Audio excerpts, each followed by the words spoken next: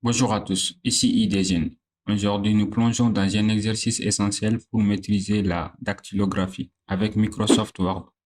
Nous allons travailler sur des pangrammes, des phrases qui contiennent toutes les lettres de l'alphabet. Que vous soyez débutant ou cherchez à perfectionner vos compétences, vous êtes au bon endroit. Restez avec nous jusqu'à la fin pour devenir un pro de la saisie au clavier.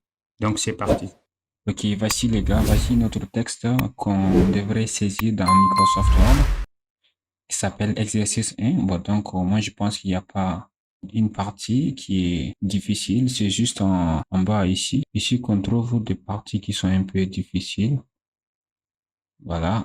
Mais ne vous inquiétez pas, nous allons voir tout ça, comment saisir tous et tous ensemble. Bon, donc, pour ma part, j'ai déjà ouvert Microsoft Word. Donc, je vais tout simplement ajuster ces PDF-là. Pour ce faire, je vais taper la touche Windows. Ensuite, j'appuie la touche flèche gauche du clavier, qui est la touche de navigation. Donc, je top les gars. Donc, je vais également zoomer ça. Ah, c'est bon. Donc, je vais commencer exercice. Mais notez que Microsoft Word, tous les mots que vous allez saisir par défaut, la première lettre par défaut se transforme en majuscule. Voyons cela lorsque je tape. Vous voyez, c'est E en minuscule. 0, 6. Lorsque j'appuie la touche espace, vous voyez, nous avons E en majuscule ici. C'est très, très important. Donc, je tape la touche 1. Ensuite, espace, 2 points. Bon, donc, au bon milieu quand même, lorsque vous allez, par exemple, vous allez saisir apprentissage, lorsque vous allez mettre A minuscule, ça quand même, ça ne change pas, ou soit A majuscule. Lorsque vous mettez A minuscule, ça ne change pas, ça reste toujours A minuscule. Donc, pour taper A majuscule, appuyez la touche Shift de votre clavier, ensuite tapez A. Vous voyez, nous avons A majuscule. On prend tissage du clavier. Ensuite, vous allez taper la touche Entrée pour venir une nouvelle ligne. Vous voyez, on est maintenant dans une nouvelle ligne. Donc, pour ma part, je vais tout simplement copier et coller ces textes-là. Mais chez vous, n'hésitez pas à saisir. Ok, ça c'est très important. Mais chez moi, je vais tout simplement copier-coller pour qu'on puisse aller plus vite. Bon, donc, une fois que j'ai sélectionné les textes, j'appuie la touche CTRL plus la touche C. Ensuite, je viens ici dans Microsoft Word, j'appuie la touche CTRL plus la touche V. Voilà. Ensuite, je clique sur cette icône-là. Je vais sélectionner cette option-là. Vous voyez. Nous avons les mêmes textes ici. Espace, tout. Je pense que vous pouvez, par exemple, saisir ça, par exemple, et accent aigu. Où se trouve un accent aigu sur votre clavier? Il se trouve juste sur la touche 2. Je parle du clavier AZERTY. OK. Bon, donc ça, c'est un accent grave. Bon, donc un accent grave, il se trouve sur la touche 7. Vous allez tout simplement taper la touche 7. Vous aurez accédé à accent grave. Bon, donc pour C apostrophe, vous allez saisir d'abord C, ensuite appuyez la touche 4, vous aurez apostrophe. Donc je viens toujours devant la ligne, puis je tape la touche entrée du clavier pour aller une nouvelle ligne. Bon, donc ici, Monsieur Zach, vous dactylographiez bien mieux que votre ami Wolf. Bon, vous avez le choix. Ces textes, on peut saisir en minuscules, ensuite de les transformer en majuscules. Voyons cela un exemple avec Microsoft Word. Par exemple, je vais saisir tout ça en minuscules.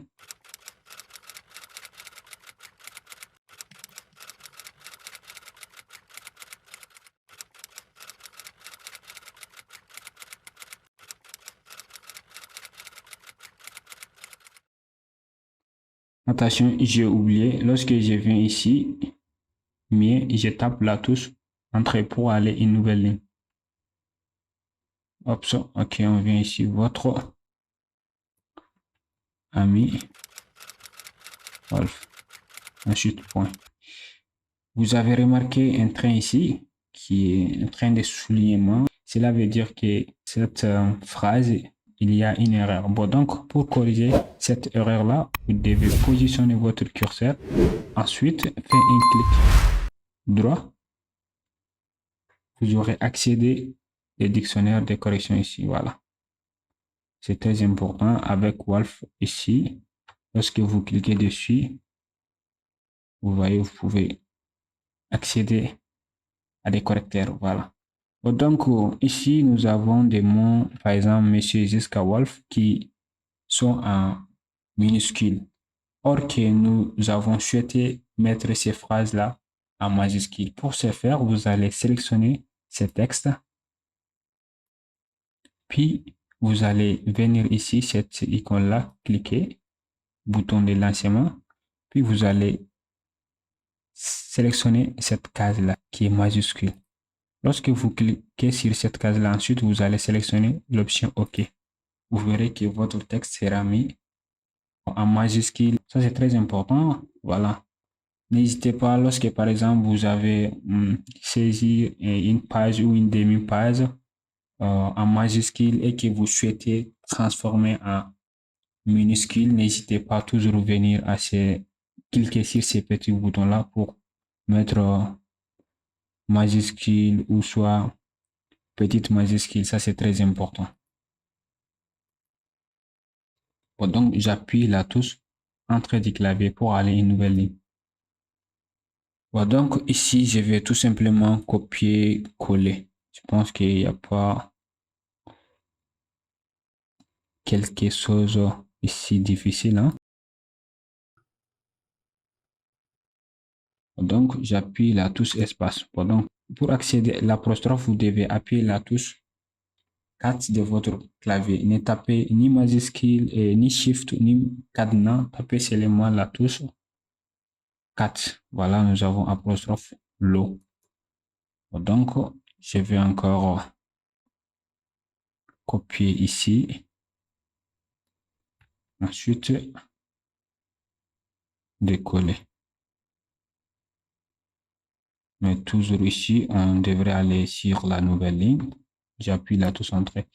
Ici, nous avons une ligne rouge. Cela veut dire qu'il y a une erreur. Bon, donc, je fais un clic droit. Hop, nous n'avons pas de l'eau. Dans ce cas, vous allez ignorer ici.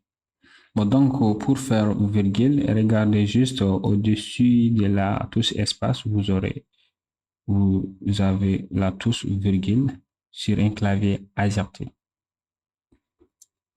Donc, G majuscule. Bon, donc, pour et accent aigu en majuscule, moi, je n'arrive pas à le faire à ma machine. Bah, donc, n'hésitez pas, si jamais vous le connaissez, n'hésitez pas à me le dire dans les commentaires, ça me plaira beaucoup quand même. Voilà. Donc, je vais tout simplement copier et coller ici.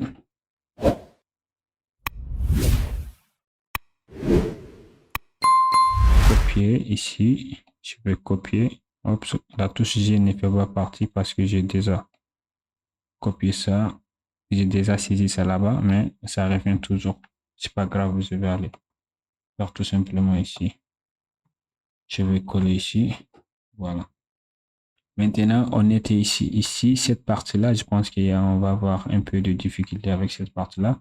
J'appuie la touche Entrée du clavier. Pour que vous puissiez mieux voir, je vais tout simplement supprimer tous ces textes-là. Donc, pour cela, j'appuie la touche CTRL plus la touche A pour supprimer. Puis, j'appuie la touche Shift du clavier. Ok, maintenant, on va voir avec ça. Et je vais monter. Hop, ça. Je vais également zoomer aussi pour que vous puissiez mieux voir. Ici, nous avons la barre oblique inverse. Voilà. Pour taper la barre oblique inverse, vous devez appuyer la touche Alt-GR, puis la touche 8 de votre clavier. Donc, tapez la touche Alt-GR, maintenez-les enfoncés, puis tapez la touche 8 de votre clavier. Ici, nous avons I minuscule. Tapez tout simplement sur I. Ensuite, aérobage. Pour taper l'aérobage, vous devez appuyer la touche Alt-GR en premier. Ensuite, tapez la touche 0. Vous aurez accédé à aérobage. Avec la signe $, tapez simplement sur la touche $ qui est située juste à côté de la touche entrée de votre clavier. Je parle des claviers asiatiques. OK. Bon, donc, pourcentage, vous devez appuyer la touche Shift, maintenir l'enfoncé, puis taper la touche pourcentage qui est située juste à côté de la touche entrée de votre clavier. Voilà. Nous avons point d'interrogation. Pour accéder au point d'interrogation, tapez toujours la touche Shift, puis vous allez taper la touche point d'interrogation qui est au-dessus de votre touche d'espace. J'avais fait une vidéo donc, dans laquelle je parle sur les claviers. Lorsque vous regardez votre clavier, et il y a des touches qui ont 3 caractères.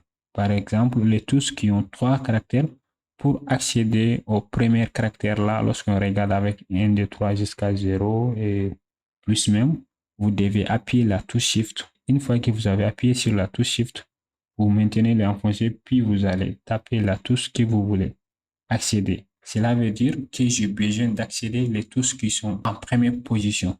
Mais lorsque vous souhaitez accéder aux touches qui se trouvent au bon milieu, vous n'allez pas utiliser la touche Shift ni la touche cadenas. Vous allez taper simplement sur ces touches que vous voulez accéder.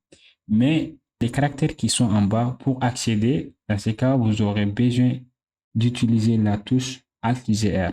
Cela veut dire que vous souhaitez accéder aux caractères qui sont situés en bas. Lorsque vous comprenez cette astuce-là, donc l'utilisation de votre clavier sera facile pour vous. Voilà. Donc ici, nous avons et commercial qu'on appelle aussi Esperluget. Il se trouve sur la touche 1. Donc tapez sur la touche 1. Ici, nous avons la touche de multiplication. Il se trouve à côté de la touche entrée. Tapez simplement. Nous avons parenthèse ouverte qui se trouve sur la touche 5.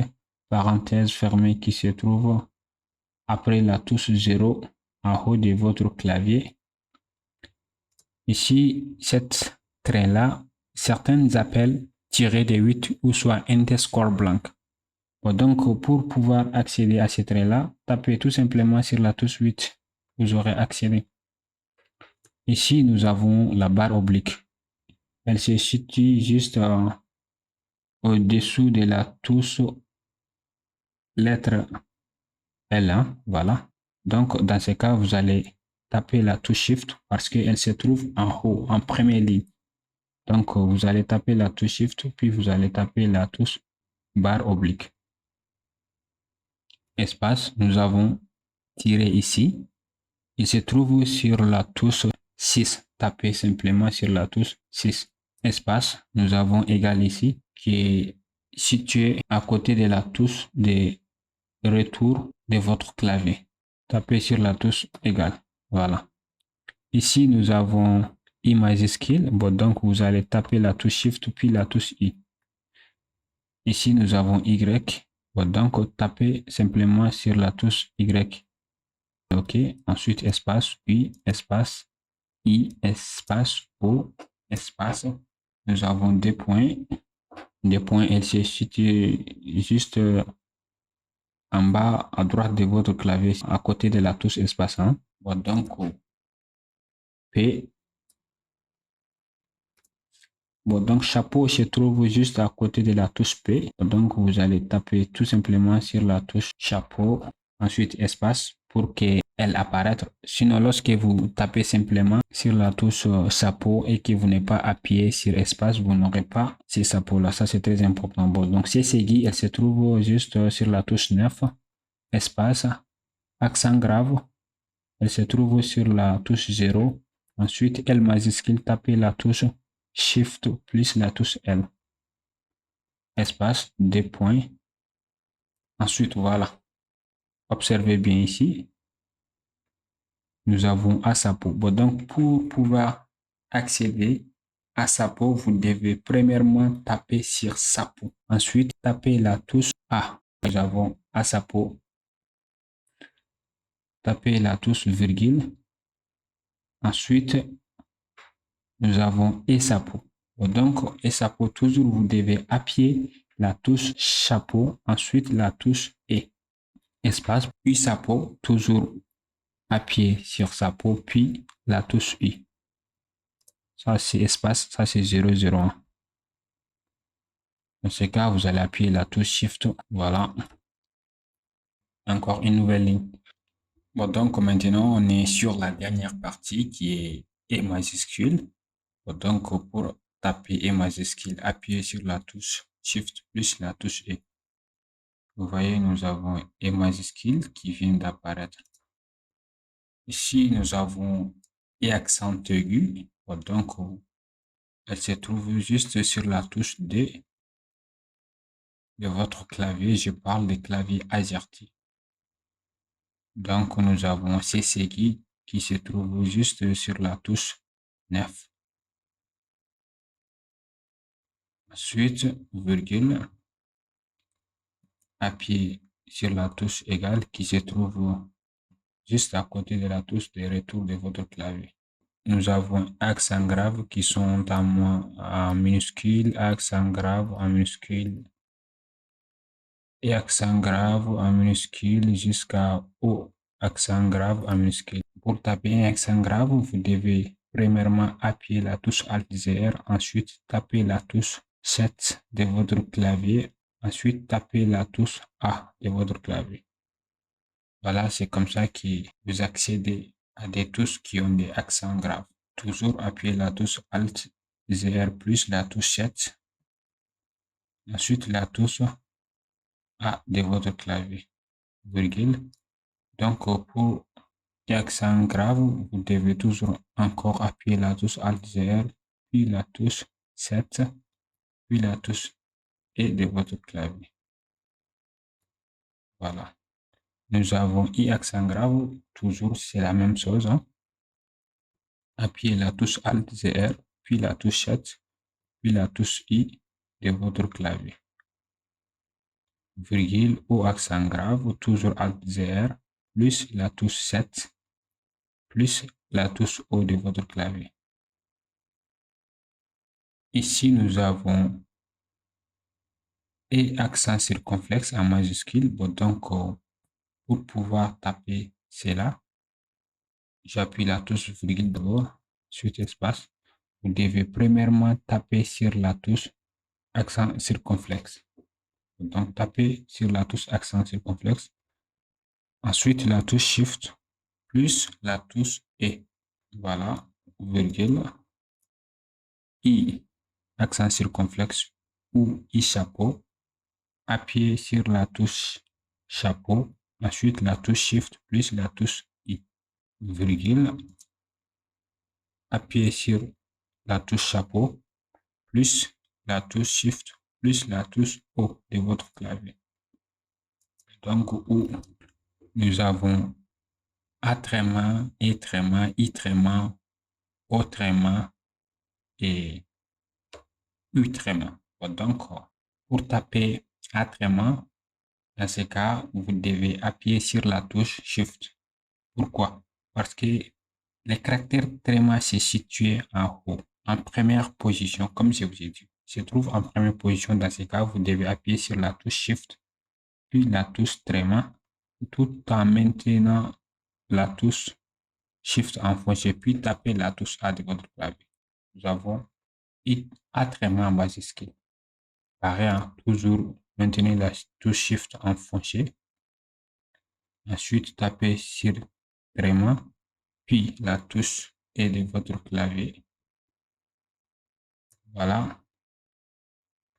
Toujours maintenir la touche Shift enfoncée, puis taper tréma, ensuite taper O. Voilà, c'est cool. Et enfin, nous avons 8 tréma. Donc, toujours taper sur la touche Shift, maintenir l'enfoncé, puis taper tréma, ensuite U tréma. Ensuite U. Donc, c'est cool, les gars. Donc, comment vous pouvez trouver ces PDF-là? Je vous mets un lien dans la description, mon canal Telegram. Vous verrez ces PDF-là sur mon canal Telegram. N'hésitez pas à les télécharger, pratiquer. Parce que c'est la pratique régulière que vous allez familiariser avec les claviers.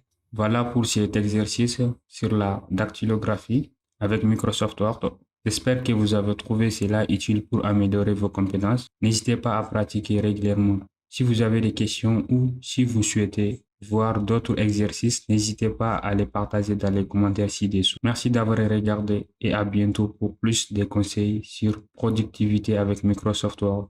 N'oubliez pas de vous abonner pour ne rien manquer de nos prochaines vidéos.